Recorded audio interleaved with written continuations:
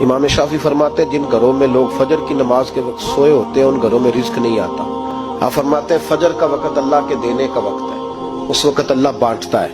حضور صلی اللہ علیہ وسلم کا فرمان ہے نا حدیث میں کہ تہجد کے وقت اللہ پہلے آسمان پہ نزول اجلال فرماتا ہے جو اس کی شان کے لائق ہے تہجد کے وقت، اور وہ کہتا ہے مانگو میں تمہیں عطا کروں۔ لینے کی باری آئے تو بندہ سمیٹ سماٹ کے اندر گھس جائے۔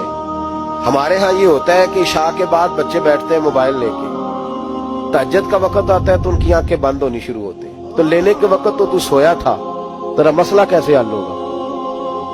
بھائی جب کوئی آدمی خیرات بانٹ رہا ہو تو جو پیالہ پیچھے کر لے اسے ملے گا؟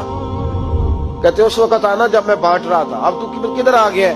مثال دے رہا ہوں۔ تو فجر کا وقت مانگنے کا ہے، تو ساری رات تو گزر گئی گیمیں کھیلتے، ٹی وی دیکھتے، اور جو لینے کا وقت تھا تو سو گیا، تو کیسے آئے گا تیرے پاس؟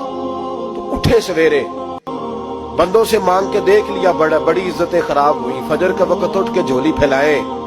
میرے رسول پاک علیہ السلام فرماتے ہیں، رب فرماتے ہیں جب بندے میرے آگے جھولی پھیلاتے ہیں مجھے شرم آتی ہے، کیسے خالی واپس کر دوں؟ سورہ طلاق 2-3 نمبر آیت کی گھر جا کے تلاوت کرے۔ رب کریم نے فرمایا وَمَن يَتَّقِ اللَّهَ يَجْعَل لَّهُ مَخْرَجًا، فرمایا جب تو اللہ سے ڈرے گا تو اللہ ہر مشکل سے نکلنے کا تجھے رستہ عطا فرما دے گا۔